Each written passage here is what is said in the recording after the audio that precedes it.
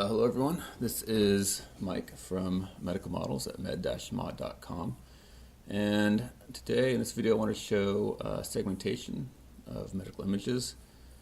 Now a lot of times I've found programs will use thresholding as a method for separating the different anatomy, and thresholding basically selects certain values, basically the Hounsfield units of the voxels in your image, to say this either is or is not the anatomy that you want.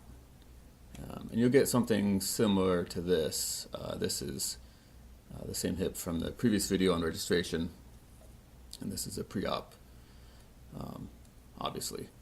So right now this is just volume rendering, so this isn't a separate model or anything. So if I actually go and do that, you can do a quick segmentation using this grayscale model maker. And I'll do that just to kind of show you what you get from something like this. So I'll just call it threshold model. And I think if you want to kind of get an idea of what threshold to pick, you basically want it to pick all this as not being your anatomy, and then if you look here where the cursor is, if you look down right here, I can't have the mouse in two places at once, but if you see right here it's about 1543, here it's 93, so picking some value between that, which will include all the anatomy that you want. So you want to kind of find an area where the difference is close, like this isn't as bright, and that's 300. So I think I've tried this before, and a value of 250 worked pretty well.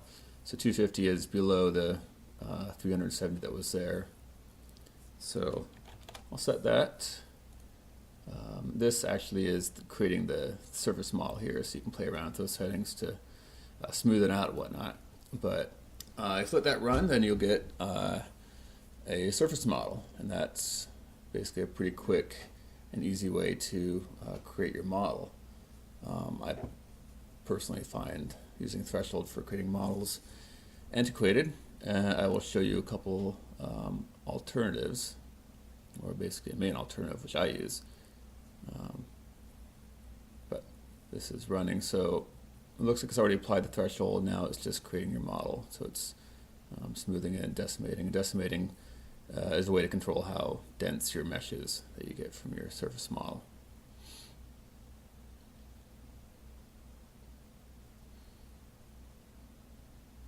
And this does take a fair bit of computing power. So I believe it's still running. Okay, so now you have a model, and I'm going to go and turn off the volume rendering because that might just kind of confound what you're looking at. And so this is what you get. You started with a volume of data, and now you have a model. But the problem with this, one of the many problems, is everything is treated as a single entity. So you have your left and right hip, your femurs, your sacrum, your vertebrae, and then all this junk in the back. And so you could export this model in Blender, Mesh Mixer, some other graphics program. You can go and you can select all these and cut that out. You could prevent some of this by cropping, but really I find this is really bad. I mean, there's so much better ways of doing things now. Your vertebrae here aren't showing up very clearly. It's just, it's all one big blob of model. So I'm going to go in and I'll turn that off. Actually, I'll turn it off and go back to here.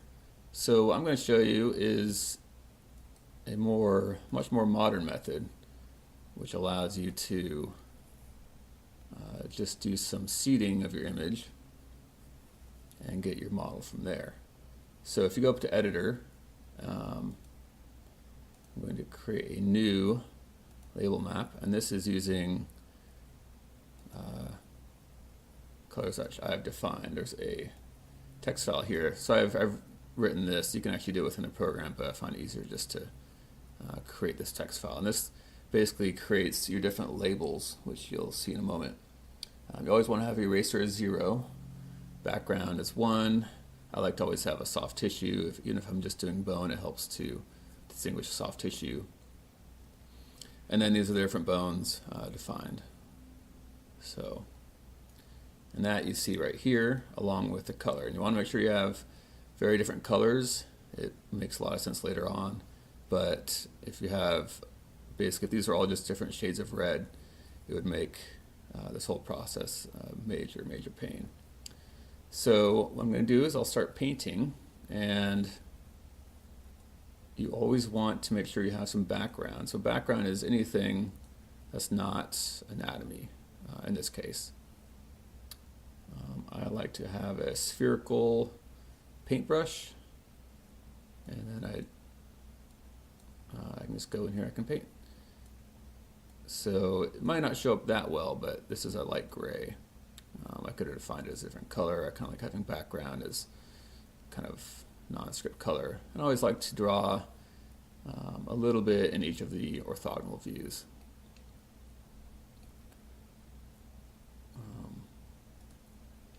Okay, that was weird. And this needs to be within the actual volume of data. So let's click background, and then I will draw what I call soft tissue, since I really just want to get the bones, and that's the best thing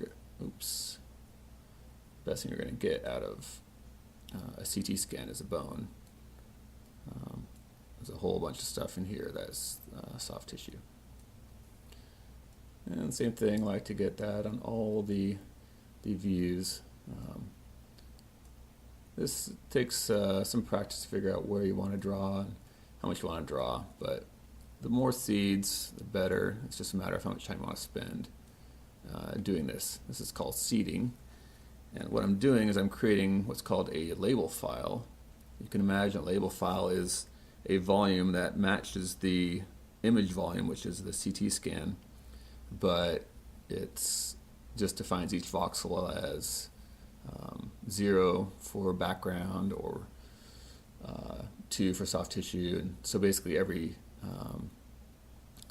this whole volume will have all these different colors in it defined as numbers, and so it takes up some more memory. That's maybe one of the downsides, but nowadays memory is not a problem. When I started doing this, having 4 gigs of memory in your computer was a big deal, and then I remember we had to look into getting a 64-bit operating system back when that was a new thing, Windows XP 64-bit. So that's soft tissue. You can change your size of your paintbrush, and I find it's helpful between joints. It's a little bit of a pain, but you can get in here and you can draw between your different bones, especially when they're somewhat tight joints. This is going to be a very important step. And I'm not going to do a complete detailed segmentation, but I want to get some seeds in all the main entities before I proceed with running the actual segmentation. Having the ability to zoom within 3DSlicer is obvious as it may seem, is actually very nice and something I didn't have in other programs. At least it didn't work that well. So what I did there is I actually erased some of this one. So using a 3D or a spherical paintbrush, it paints in the other planes too, and so you want to be a little bit careful. Like I wasn't very careful when I drew one of these that maybe on one plane it was further away, but when you actually get in close, you see it's overlapping. Yeah, not good. Do not want to do that. That will basically cause issues. You do not want to have the wrong thing labeled, as you can imagine. So I'm going in and I'm fixing this. Maybe a bigger thing will help. So yeah, eraser is, you know, entity 0, but basically just removes the label from whatever it could be. So I've done soft tissue, I've done background. Those are kind of basics. Now let's actually do some of the bones themselves. If you hold down Shift, it aligns the other two axes with where your cursor is, so that is a very useful feature. So there's a left and a right defined here, so I'm using that to figure out which is actually the left and right, because I don't know if I'm facing the front of this person or the back of this person. So I'll start with the left coccyx. As far as I know, that's what you call the hip bone itself, instead of just your ilium. So I'm going to draw some seeds here, and then I see up here it shows up and it's next to the L. And that's the best way I can figure out if that is the left or the right.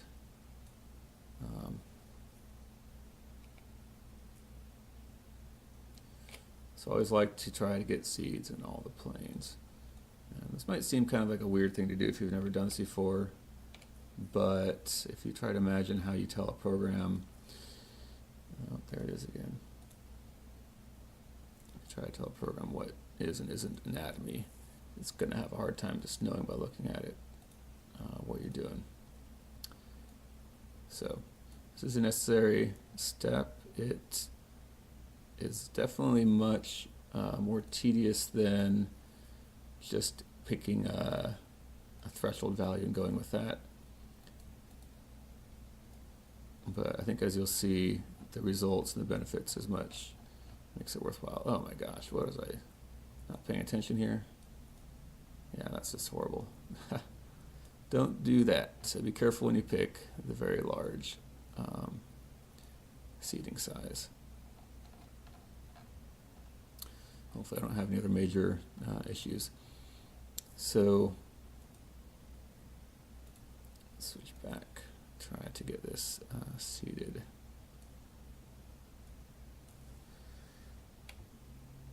Some views will definitely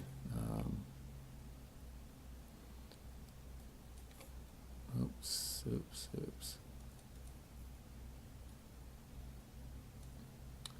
I lost that position there.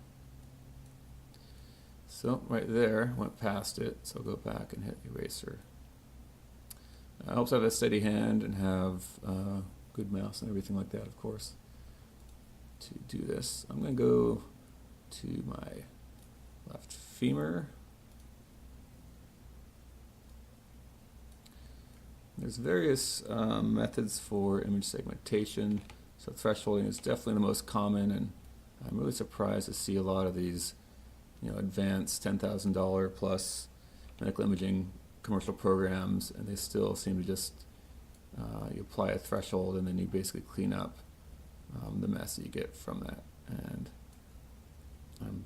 hopefully I'm wrong, but I still don't know if I've seen those programs that actually use these more advanced image segmentation methods. I don't know if it's something that is a usability thing and it's harder to show people how to do this,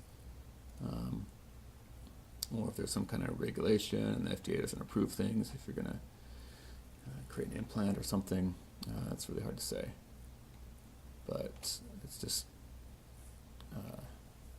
it just seems like such a messy way of doing it, because then you're working in some surface model and cleaning it up afterwards, and it you don't have a reference to the actual scan data. And so how do you know if you're being accurate if you're removing some area that actually is the anatomy of interest? Whereas I prefer to do as much work as I can within the medical imaging program like this and do very little, if any, cleanup of the mesh afterwards.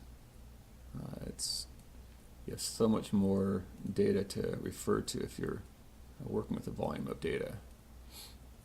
And the surface data, I would like to always have as kind of the last step. Okay, now I'm doing the right coccyx. So this one is a little interesting because the right coccyx is in multiple pieces. So depending on what you're doing, you could define a separate color map, which was that text file I showed. And you could define each of these fragments as a separate entity and separate color and everything. It would just kind of depend on what the purpose of and what the goal of what you're doing is. It would make things a little more complicated, but it may also be more accurate to what you're trying to do. And normally, you're going to have a very nice crisp edge between the bone and the soft tissue. But since these are breaks, I know that's going to cause an issue because you basically have the trabecular bone, which is very similar to the other soft tissue as far as the scan is concerned, or the image processing is concerned.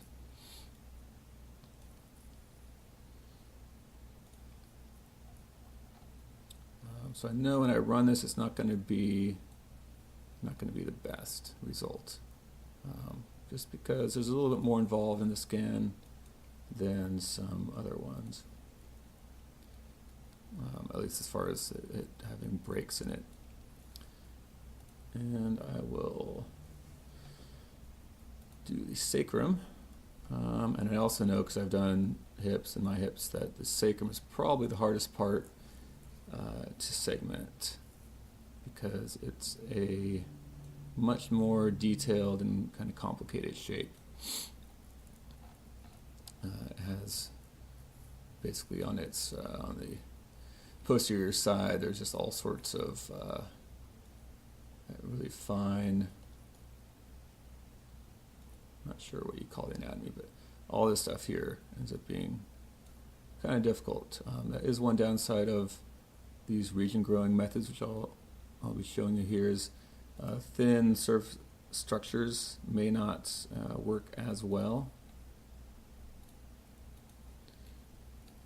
So once again, I want to make sure you get in this joint, say that soft tissue. I always like to make sure there's a gap between the bones. I mean, unless someone is actually arthritic, there's always going to be a gap. Cartilage should be in there on any healthy person. So doing that in there. I'm also not going to spend a ton of time on the sacrum or the vertebrae, which also have thin features that can be difficult. But I want to mainly show you this process and what is involved. So the more detail you want, the more entities that you're looking at, the longer this will take you. But still, compared to previous methods, it's way faster. So I first got into medical imaging. The place I was working at, they had a method where you basically use a threshold on each slice, each 2D slice, and you'd apply a threshold, and then you basically go and you clean up that threshold until you got like a nice contour that included your bone, and that was for feet, and it took like 10 hours, I think, to process a single foot, and they had multiple feet in the study, so quite a pain. Fortunately, I did not have to do that, because when I got on there, there was some other software that they were guys from a research group, and they had this thing called Livewire, which you basically click on the edge here, and click here again, and it basically kind of like find that curvature. And so that was, totally amazing. So we thought that it would help you automatically get your outline of your bone, and then you could create a model from it. And it was all written in Linux, and I had Linux before, or Unix. But that was still very time consuming. And I think that was I think we said it took us 3 hours to do a single foot. And that wasn't even every single bone in the foot. And that didn't include all their phalanges and stuff. Forget about doing those. Those barely show up. Usually only defined by a few voxels, so not the best. But yeah, so I've probably spent 15 minutes here seeding this the scan. And what I'll show you does involve some iteration, kind of back and forth with the software to get the result you want. It does take a little bit of practice and whatnot, but it's really not that complicated to say once you get a feel for it. It's just there's so much data, all this volumetric data. There's so much nowadays, and algorithms.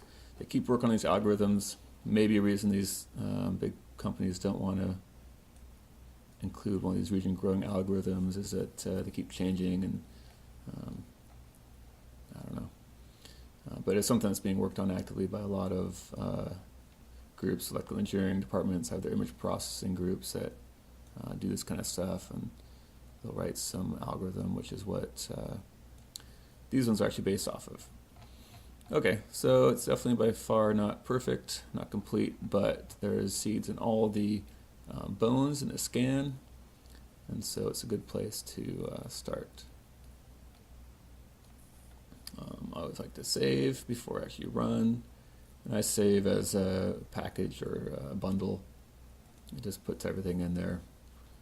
I'll overwrite this.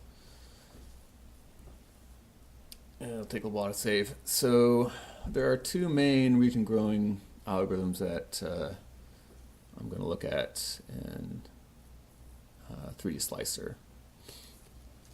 And then at the end I'll briefly look at a third one, which I believe to be different than these two. But the idea is you start with these seeds, and then it grows out. And each of these grow out, and then they start kind of competing with each other. They grow out until they hit the edge of anatomy, or they grow out until they hit another seed. So that's why you want to have background, so it can grow into the skin, and the skin and the other soft tissue will kind of grow into the bone, and the bone will grow out to the edge of the bone. And you'll have of the label file will then be completely full of well, numbers, but colors from the way we look at it. So right here, this is GrowCut effect.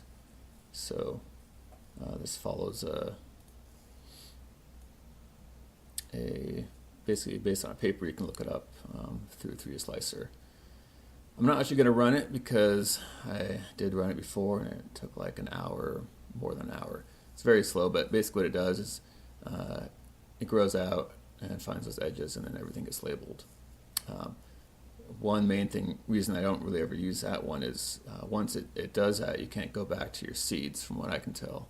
You're basically stuck with your entire volume labeled, and unless you save it like I did and then go reopen it and make changes and then rerun it, you're not really going to be able to modify the seeds. You can only modify the resulting image, which for the way I am used to doing things and what seems to work the best, it just is not for me. What I use is actually called FastGrowCut. So it's another region growing algorithm. This is GrowCut. This is the paper where it's based off of. I'll have that linked in. But it is much faster. And you can find that it's not built in. It's an extension. So if you go up to there, the extension manager, you can find it here and install it. You need to restart 3DSlicer. So I clicked on that. It goes down to here, and I can start the segmenter. So basically I've started it. And then you could also go and you can still go and add seeds. So I started it, but really hasn't done anything yet. So if I go to it, now that I've, it's all been seeded, there's a few very basic things. So G starts it, that actually runs it. S will toggle the result, and then R will reset it. So you basically don't want to hit R. Basically G and S. So I hit G, and it'll run here. And the first time it runs, it's going to take a while. Don't even know if I want to stop the video here. But like I said before, it's a region growing algorithm, and it grows, and then it cuts itself back. so they call them GrowCut. And they keep working on them. This particular algorithm, it's their project, or from the paper, basically their focus was to make it faster, so it's called FastGrowCut.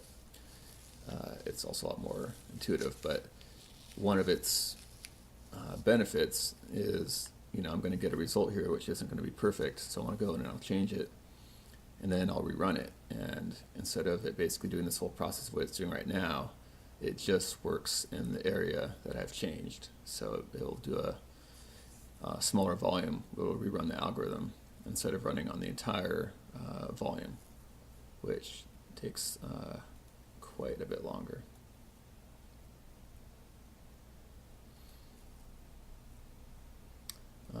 So here's the program working away. It pretty much uses a full CPU.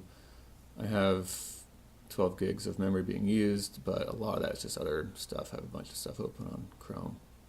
But you can see Slicer is using about 4 gigs. Definitely don't want to try doing this on your little tablet or laptop that doesn't have a lot of memory. This computer has 16 gigs, which has been plenty. I would not recommend trying doing it with 8 or less, but you can probably get away with that. It also depends on the size of your volume. One of the reasons it uses so much memory is, as you can imagine, this you have this image volume, which is, can't remember for sure, but it's probably 512 or 512 by like 300 or something. So, and that's, I believe, at, what would it be? 16-bit floating point. So you can calculate the amount of volume. But then you also have this seed volume, which is not a grayscale, so it's much lower density. It's going to be int 8 or int 16, but still there's no decimal. So it makes the memory smaller. And then on top of that, you have a volume, which is the fully the filled up label map. So you have those 3 volumes that you have loaded in memory that you're working with.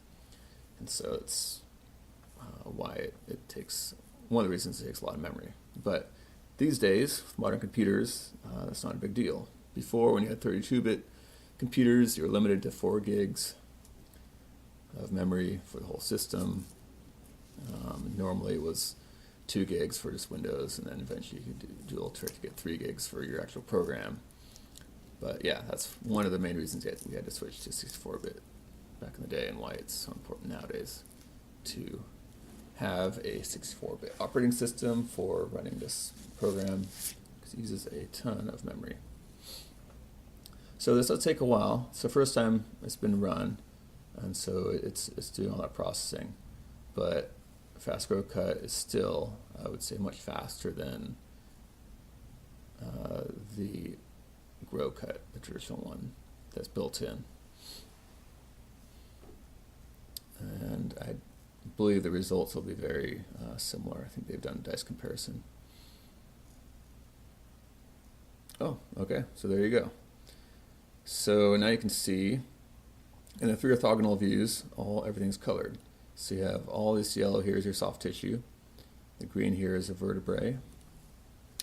The purples looks like the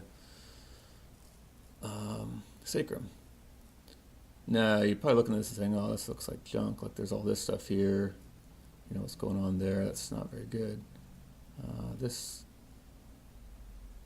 So definitely still some work to do. And so what you can do is switch back and forth between the seeds, which are those lines and points and stuff, and the segmentation result.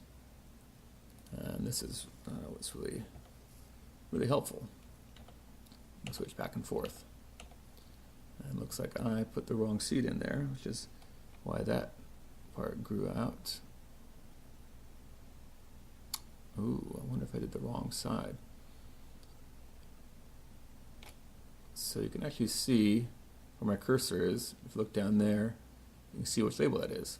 And for some reason, I put the femur labeled there. So I will go and fix that. There are actually ways of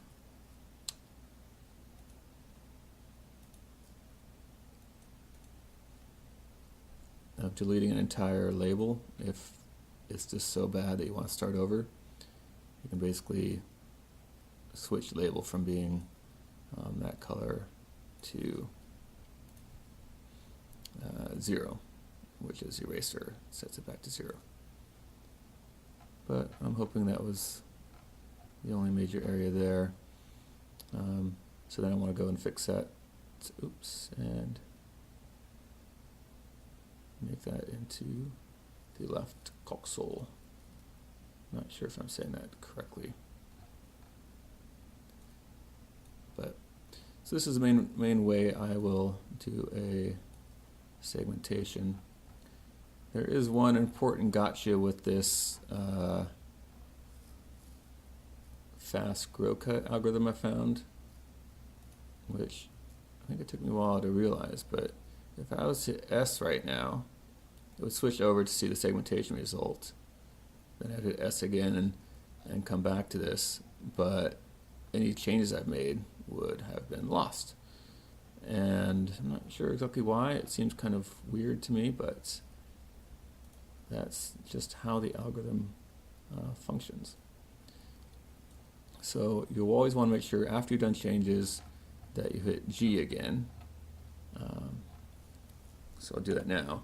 So now it's running. See down here it says running FastGrowCut. So now it's rerunning it based on some changes I've made. It'll go really fast if you've only done a small change in one area. I kind of did a somewhat bigger area. But it's rerunning it. It definitely is faster than the initial run because it's only processing that area. Okay. So you might look at this and still say, oh, this is just horrible and tedious. And in some ways it is, but compared to previous methods, this is a huge improvement. So I will add some more soft tissue in here. I'm not going to spend the whole time to get this completely good, but I do want to show the basic idea of how you go in and make revisions. I definitely could have spent more time beforehand to do more seeding, but sometimes it's easier just to do a quick initial one and then go in and fix things than try to plan everything beforehand, especially when you have a nice iterative process like this. So see, you kind of fix that little area, and then I would go through and, okay, there's another pretty big area there, so I'll go and fix that. So this is kind of, sorry, wrong button. So yeah, that's kind of the annoying thing about not being able to change the seeds and go back and look at the previous result and back and forth. You have to keep running the GrowCut each time, but it's relatively quick, especially if you have a decent computer to fix those things. Another very important thing is saving it. So if I was to hit save right now, it would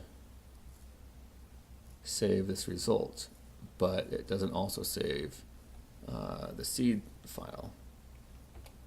So it's always important because I always like to work only in the seeds.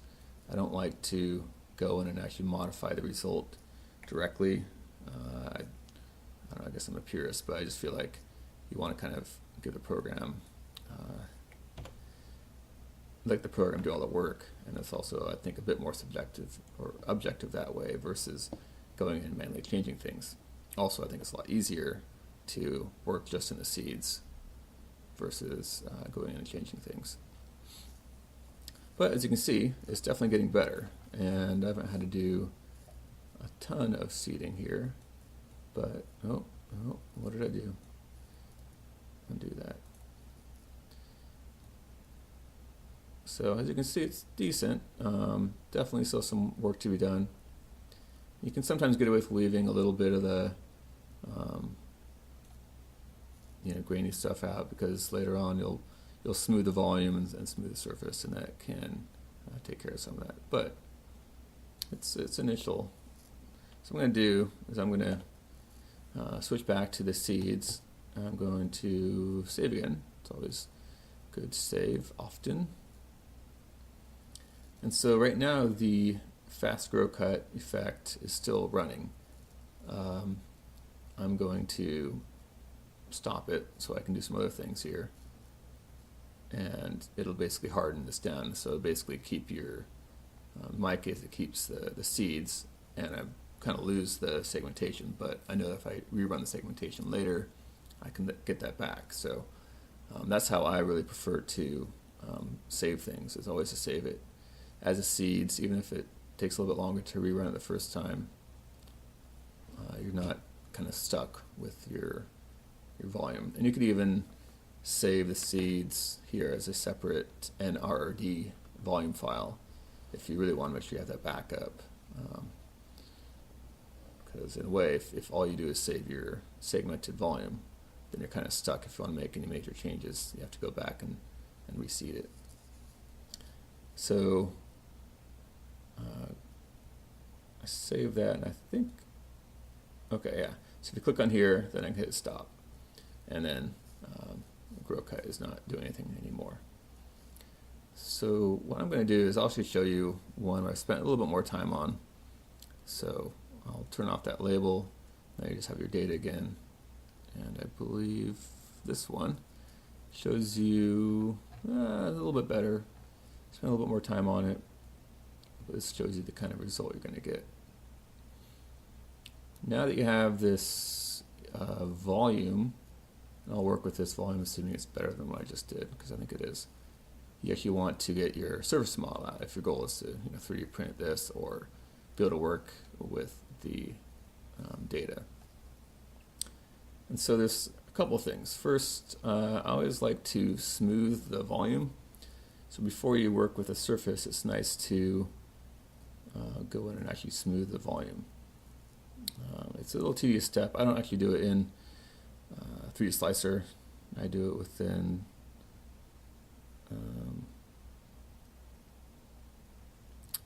MATLAB. I have some program basically allows me to batch it. But that's when you're dealing with a lot of bones, because the current way is somewhat tedious. So I'm looking for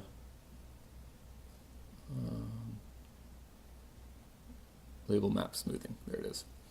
So what this does is it takes, it allows you to smooth the volume, and you can smooth, basically from the way I understand it, you can smooth one label at a time. So if I go back to my define entity, let's say I typically do all the bones, but let's say I just want to do the left coxal. So it's number 3. So I don't really want to bother with smoothing the soft tissue in this case. That would actually take a lot longer. These are the parameters. You can adjust all these as you get used to it.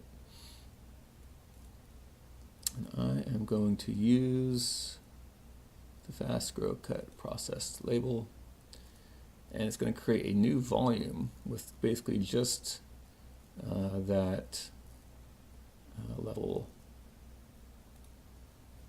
call it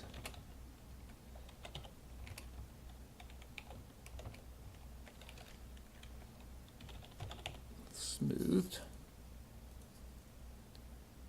and apply. And so you'd run this for each bone, because you can get, I'd say, a better result if you smooth it.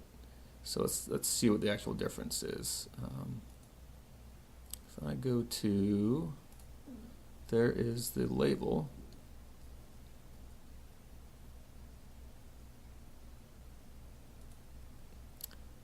And what I can do here is I can vary this.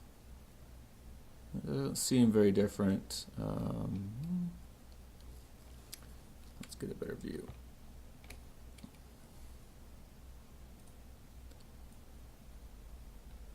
Yeah, so in this case, volumetric smoothing didn't seem to do a whole lot. Maybe I'll find somewhere where it shows up a little bit better.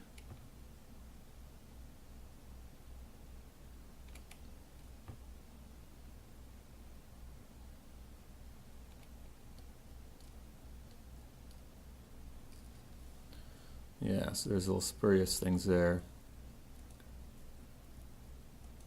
Yeah, they didn't get all that smoothed out. But you will see, look really closely here, it is a little bit better. And I could maybe I'll adjust some of these parameters a little bit.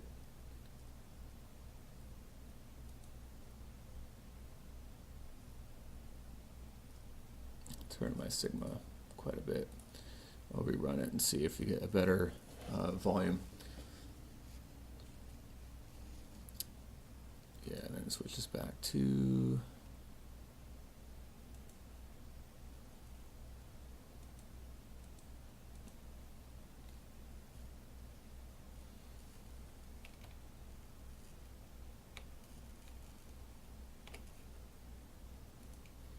yeah, the segmentation is actually pretty good, and this I think will be more significant when working with MRI data because MRI data is typically much more noisy. So I always still like to do volumetric smoothing. There's other more advanced ways of getting doing smoothing, and you can probably play around to where it actually get rid of some of this. But anyways, so you do that for each bone, but you still have a volume, which you can't really do much with in most programs. And what you want is a surface, and so you can create a surface model. If you go into surface models and then model maker, this is how you do that. So I am loading in the left coxal smooth. I'll go into models, give it a name, left coxal, and let's call it left coxal again here. Now this is where it might seem a little odd to pick one because we thought, well, isn't left coxal 3? Well, yes, but in this volume, since we're working basically just with this file here, it's going to be 1. It's the only thing in there. It's either background or it's the left coxal volume. And you clear with all these parameters, do smoothing and whatnot, and this will also help give you a better result. So I'll run that, and there we go. There is my left coxal. You can now see it in brilliant 3D. And so you do that for all your bones. You can see there's definitely some challenges with the thin part here. That could be fixed with some more seeding, but you also just don't really have a ton of data right there. Let me see if I can show that. Fractured. So if I go to models, I can turn the model off and try to, well, actually you can see it really well here. So because of the region growing method, one of its limitations definitely can be really thin structures, and this is a really thin structure. So I could go and I could see that, when I'm segmenting it, to try to really force it to pick that area. But it will be a challenge because when you create your model, even if your volume has it, during the smoothing of creating your model, you might lose that. It might not be connected.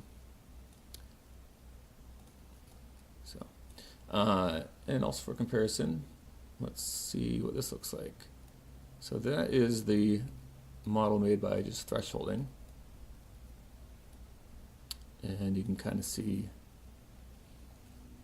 let me turn down the opacity.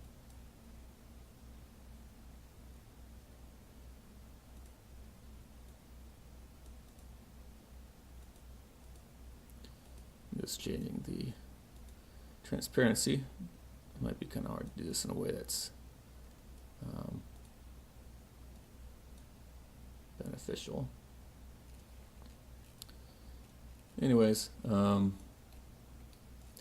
yeah, so the result is very similar to what we got with thresholding. You could argue that, well, with thresholding, this hole isn't that hole enclosed?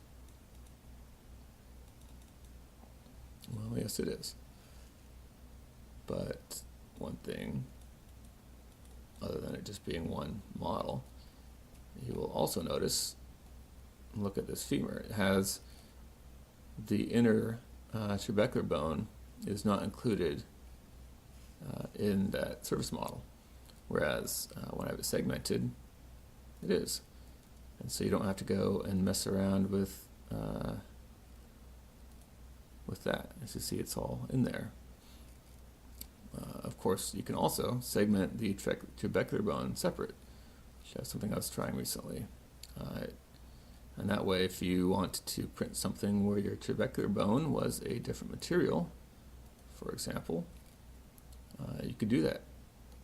And that would be a reference to the actual scan data versus just picking some random thickness or something of your from your cortical bone.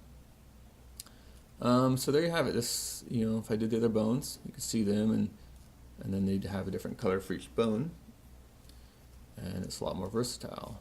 You could print just this one bone, or you could have all your bones. You could lay them, however you want when you print them, instead of having to print the entire thing all as one piece.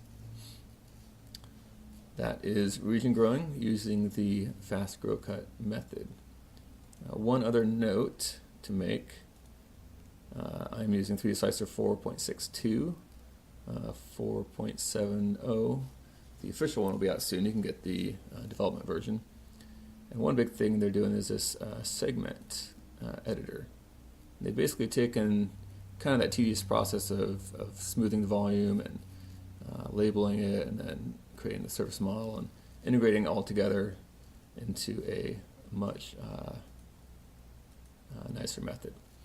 I should say go to Segmentations. So I will create a new segmentation, and what I can do, at least for now, is import. Sorry, I'm using 4.62. They've changed it quite a bit. 4.70, the development version, is much better. And that's, I think, something I may show in a later video once I get more familiar with it and once they have that a little bit more stable.